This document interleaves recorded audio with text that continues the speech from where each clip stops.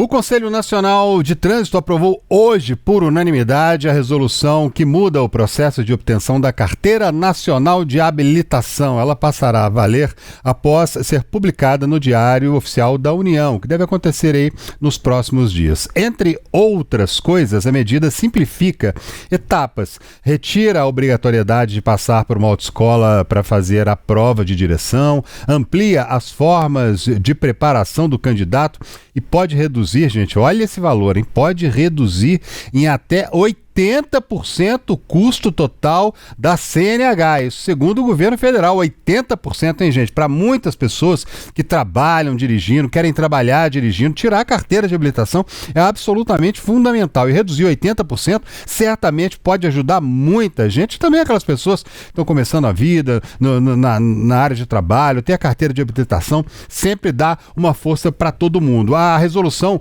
prevê um curso teórico gratuito e flexibilização das aulas práticas e abertura para instrutores credenciados pelo Detran. Isso mesmo, instrutores vão ter que ser credenciados. A abertura do processo vai poder ser feita pelo site do Ministério dos Transportes ou então pela carteira digital de trânsito. A obtenção da CNH continua condicionada a aprovação nas provas teórica e prática, quer dizer, isso não vai mudar não.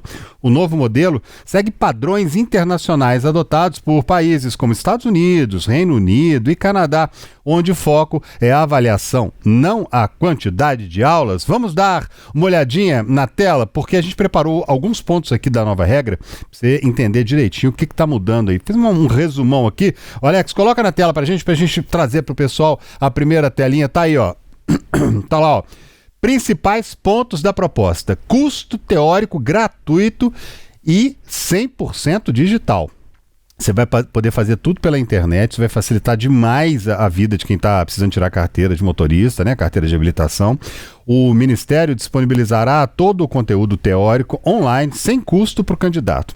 Quem preferir pode estudar presencialmente ou em autoescolas ou instituições que estejam credenciadas devidamente, naturalmente. Olha, as aulas práticas com carga horária mínima de 2 horas. É isso mesmo, a exigência de 20 horas aula é eliminada e passa a ser de 2 horas apenas. O candidato poderá escolher entre autoescolas tradicionais, aquelas já conhecidas, instrutores autônomos credenciados pelo Detran, preparações personalizadas conforme as necessidades da pessoa. Na segunda tela a gente também traz outros detalhes sobre essa mudança. Tá aí, principais pontos da proposta. Você está querendo tirar carteira de habilitação aí, ó, difícil, complicado, mas agora parece que vai facilitar um pouquinho com a gente. Tá lá, ó. Instrutores autônomos autorizados pelo Detran. Esses profissionais serão autorizados e fiscalizados pelos órgãos estaduais com critérios padronizados no país inteiro, nacionalmente.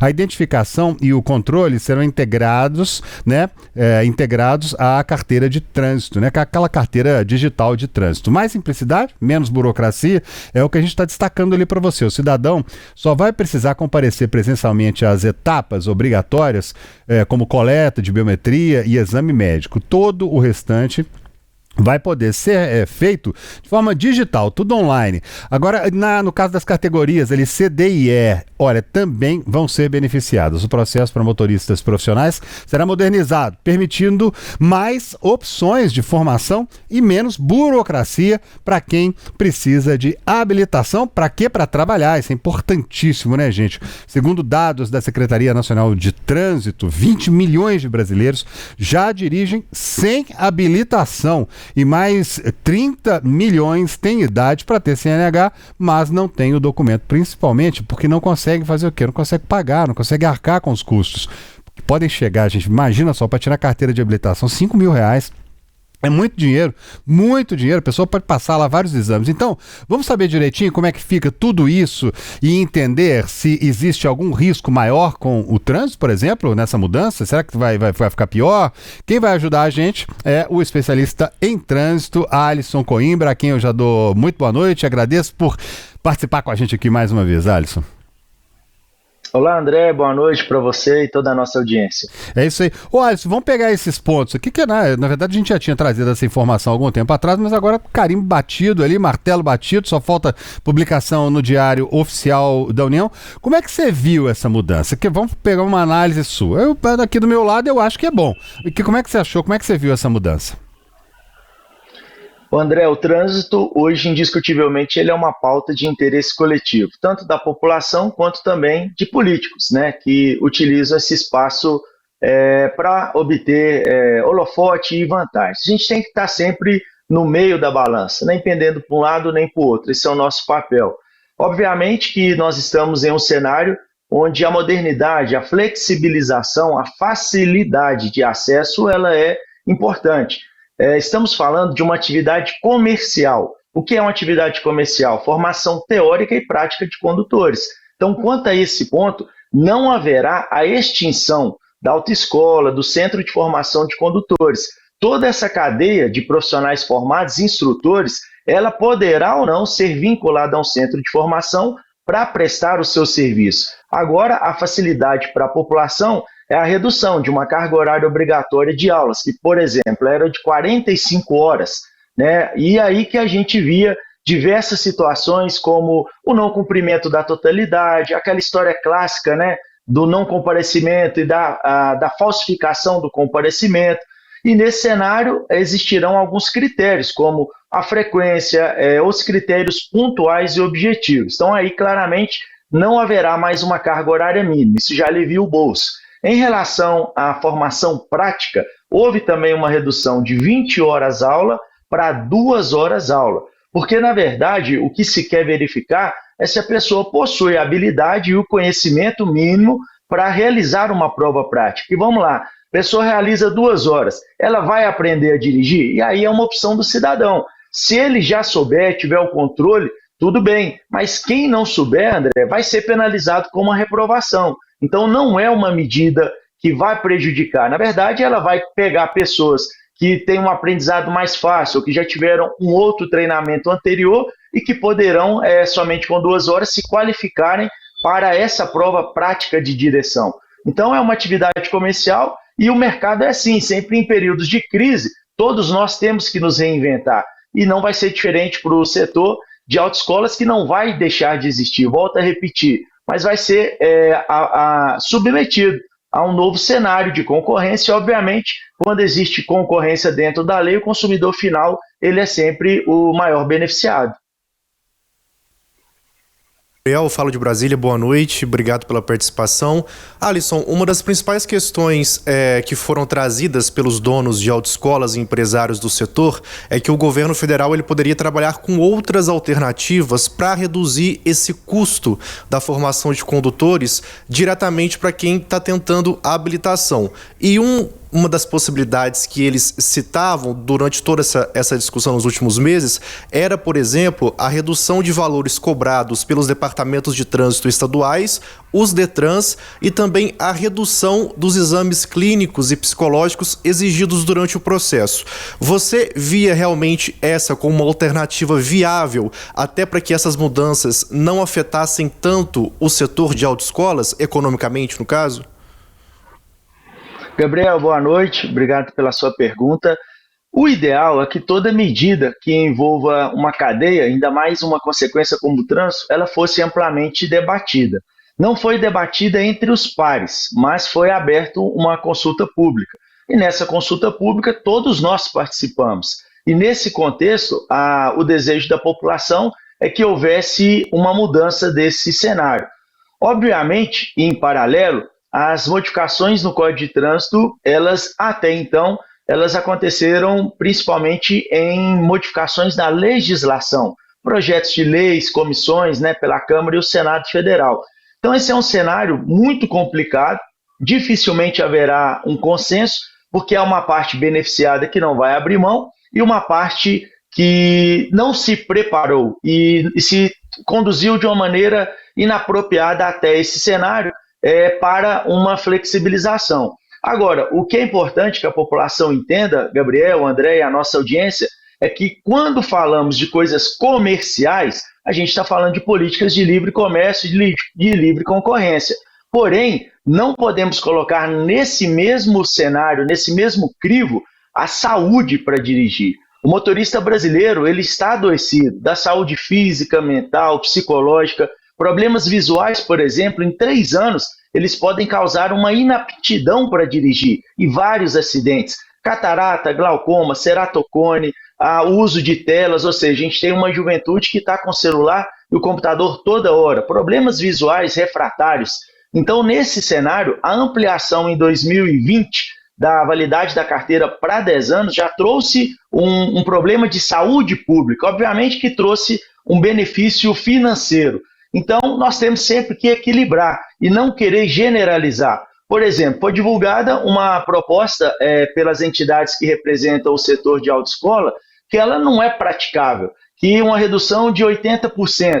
Mas lá coloca assim, vai pegar o valor arrecadado com multas. Você não pode fazer uma ingerência sobre uma arrecadação de um Estado. Então isso é faltar com a verdade. Vamos levar o exame médico para o SUS. Hoje a gente tem pelo menos um prazo de 45 a 60 dias para uma consulta por especialista, UPAs cheia, centro de saúde. Então direcionar mais esse fluxo adicional de pessoas para obter uma permissão para dirigir, não é possível porque o médico que está nas unidades de saúde, ele não tem a especialização em medicina do tráfego. O psicólogo que atenderia a avaliação psicológica, hoje o SUS não possui em larga escala. A gente tem uma média aí de 30% somente da população brasileira que tem acesso ao serviço de saúde mental. Então esses exames eles são muito importantes. Então, nesse cenário, é preciso que as entidades envolvidas falem a verdade, que está faltando com a verdade. O que é possível e comercialmente possível que aconteça agora. Todos nós precisamos também ter um zelo pela cadeia, pelos empregos. Então, é achar uma maneira onde o mercado possa ser amplamente explorado, as pessoas com dificuldade de renda possam obter, retirando talvez essa desigualdade social histórica. Agora, a população brasileira precisa entender, Gabriel, André, o trânsito não é um local de política pública de emprego e renda. Então, eu não vou resolver o problema de renda da população inserindo mais motoristas, porque o trânsito já não possui espaço, a gente tem um aumento muito significativo de motocicletas que configuram um colapso hoje nos sistemas de urgência e emergência, então a gente tem que ter muita cautela. Não podemos acreditar que essa flexibilização vai mudar o cenário econômico do país. Vai, obviamente, permitir um acesso, mas nós temos que ter muito cuidado com os impactos além dos prestigiados para a obtenção da carteira de motorista. Ô Alisson, a gente tá cheio de perguntas aqui, eu também tô cheio de dúvida, o Gabriel também. Vamos lá. Pensando aqui, mas vou dar prioridade aqui para uma pergunta do Gilmar Veiga Ribeiro aqui, que está participando com a gente. Muito obrigado, viu, Gilmar, por você mandar uma mensagem, uma pergunta aqui. Vou fazer a pergunta que ele fez aqui, ó. Ele perguntou se, olha, para mim hoje não, tá aqui na parte de cima, cadê ele aqui? Gilmar, aqui, ó. Eu tenho uma dúvida, será que poderemos escolher o modelo do carro com câmbio automático? Essa mudança, a pessoa vai poder tirar a carteira com câmbio automático ali, ou se depois tem que fazer algum curso, alguma coisa? Muda alguma coisa? André, essa é uma resposta que possivelmente a resposta já é não, porque nós estamos em um país ainda em desenvolvimento, então não são todas as pessoas que podem ter um carro automático, por mais que seja uma realidade para muitos, ainda não é. Em situações de urgência e emergência, a pessoa precisará conduzir possivelmente um carro que tenha um carro que a gente chama de um carro manual.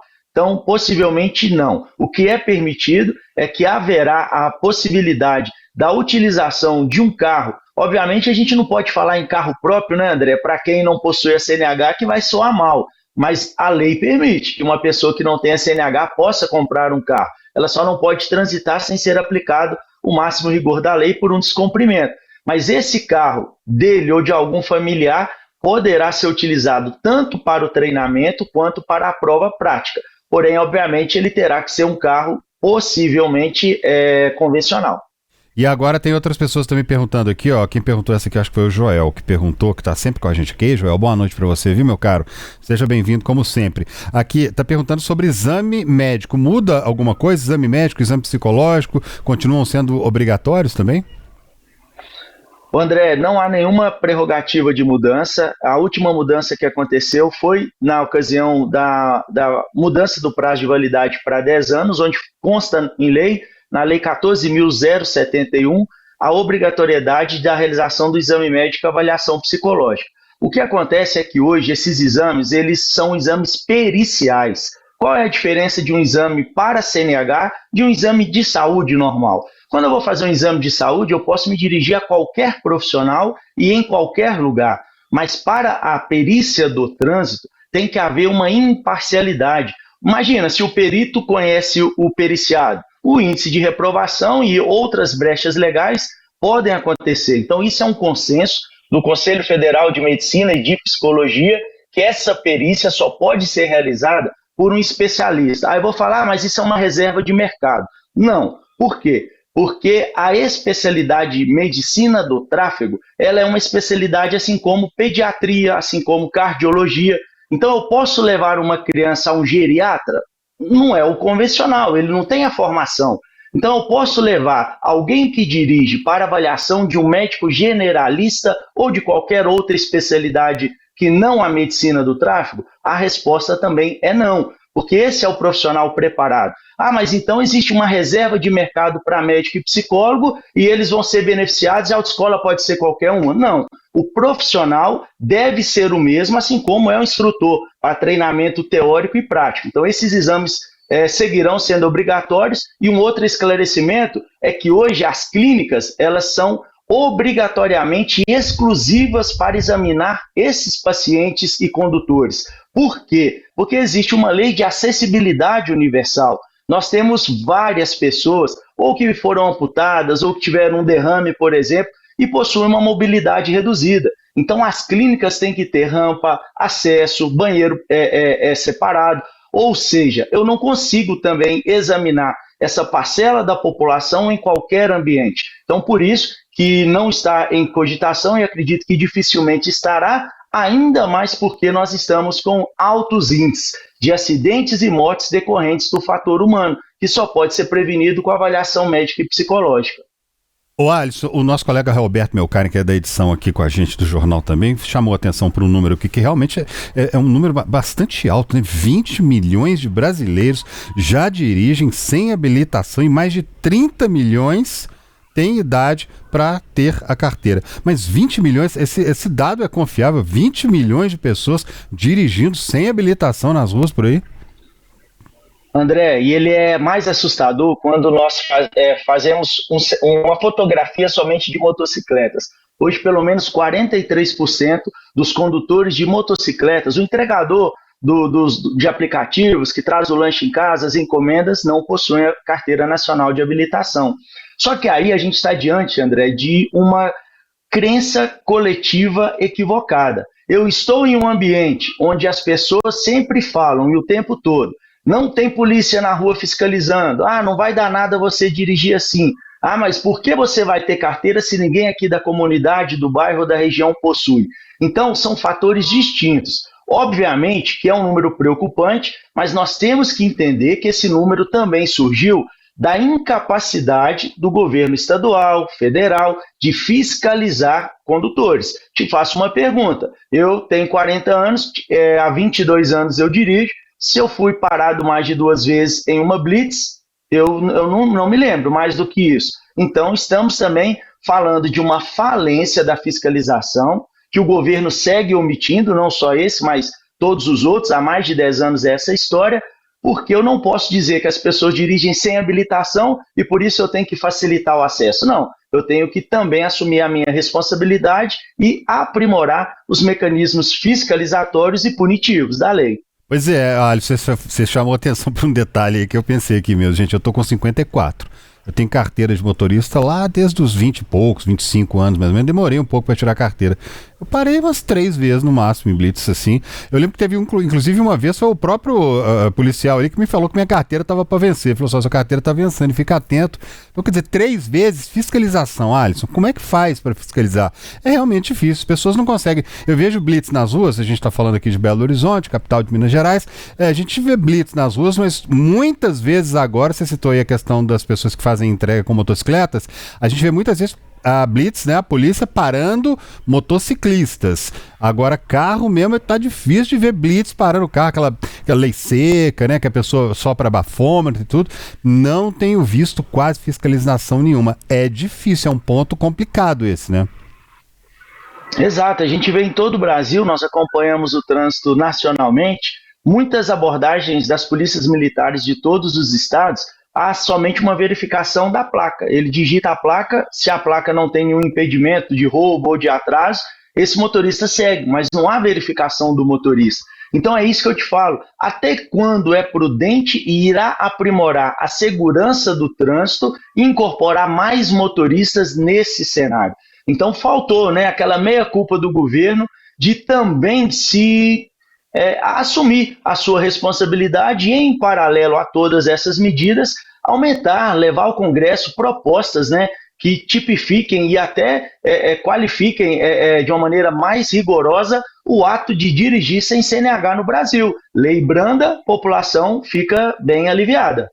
Pois é, vou até pedir pro pessoal para colocar de novo na tela aqui pra gente, a arte 2, a segunda arte ali, pra gente conversar sobre ela, olhando ali para alguns pontos. A gente tem lá, ó, e olha, categoria C e D também serão beneficiadas, né, mais simplicidade, menos burocracia, e ali, instrutores autônomos autorizados pelo Detran. Esse ponto é importante e me leva também a pensar aqui o seguinte, a questão das autoescolas, quer dizer, a pessoa pode continuar fazendo autoescola se ela quiser, ela fala, não, eu preciso, meu filho vai tirar carteira, eu quero que passe por uma autoescola, uma pessoa que entenda, que saiba o que está fazendo, para poder aprender a dirigir e entrar nessa loucura que é o trânsito hoje em dia, por todo lado, né?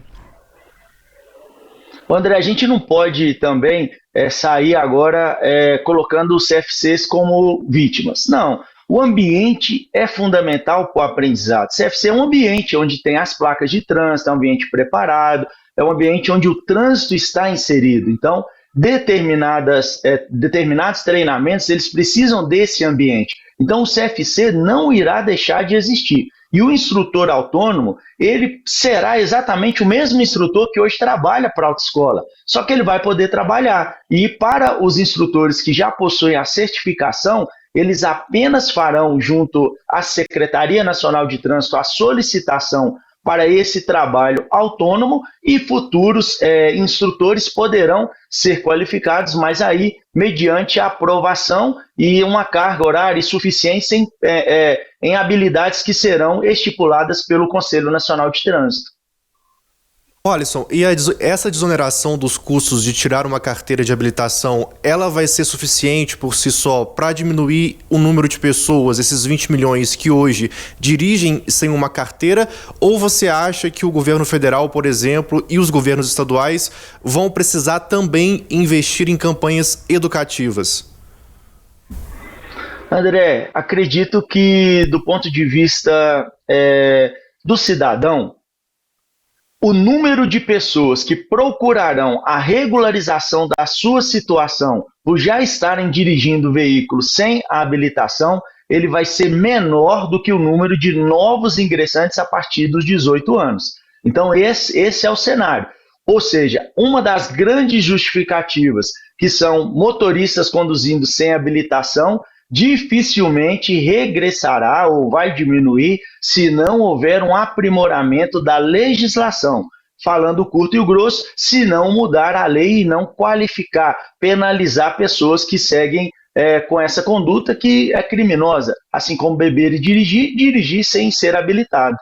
Pois é, Alisson, antes de eu passar aqui para a próxima pergunta, quero avisar para o pessoal que a gente está com enquete aqui do lado, você pode participar também deixando o seu voto aí. A gente colocou 3 opções para uma pergunta. Você é a favor do fim das aulas obrigatórias para a CNH? Primeira opção, sim.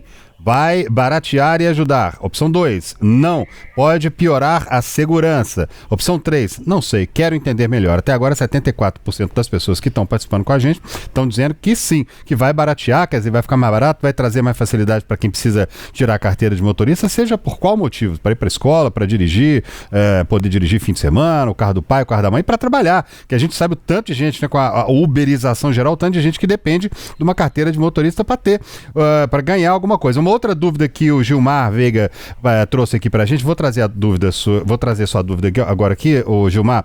Aqui ele pergunta o seguinte, sobre o valor das aulas dos instrutores. Esses valores vão ser tabelados? Eu acredito que não deve ser tabelado não, porque se o instrutor tá bombando lá, tá conseguindo muito cliente, muito aluno ali, ele vai acabar tendo um precinho um pouco mais alto. Ou vai ser tabelado? Você tem informação disso, não? As tabelas, na verdade, elas trabalham com um preço mínimo, né? Então, obviamente, é a lei da oferta e a lei da procura. Numa livre concorrência, todos irão, na verdade, né, buscar o seu preço. Agora, o que é importante também, né, André, Gabriel e os nossos telespectadores, que também não é justo, com a manutenção de um centro de formação, a equiparação com todas as taxas que eles são aplicados. Então, é também necessária, talvez, uma avaliação de uma desoneração para o centro de formação, porque a competitividade pode ficar desigual. Como você manter uma estrutura para competir com um profissional autônomo? Então, esses são os desafios e que fazem com que, talvez, essa resolução 1020 também possa ser debatida no Congresso Nacional. E tem gente aqui também falando sobre o seguinte, falando que 2 horas, a pessoa vai precisar fazer apenas 2 horas de aula para poder fazer o teste. Vamos voltar nesse ponto, Alisson, para explicar para as pessoas como é que vai funcionar isso? Vamos lá. Hoje, para você poder dirigir, você precisa fazer 20 horas aula de curso de direção. Porém, cada parcela da população tem a sua habilidade pessoal, o seu grau de facilidade ou não de aprendizado. A partir do momento que se define uma carga horária mínima, não está sendo modificado o padrão de quantas aulas a mais você quiser, às vezes até mais do que 20 horas, e isso hoje acontece.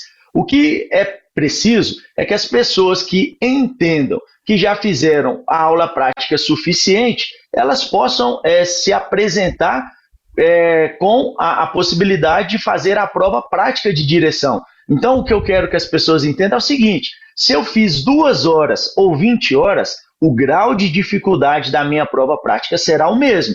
Então, é uma avaliação pessoal. Se você se sente preparado e acha que vai ser aprovado, tudo bem, 2 horas é o suficiente. Mesmo critério para quem fez 20 horas. Então, isso é um fator pessoal. E ele não vai interferir na segurança do trânsito, porque o maior prejudicado, André, é quem for lá sem preparo, que vai ser reprovado e vai ter que submeter novamente a toda essa espera, né, para a remarcação de um novo exame.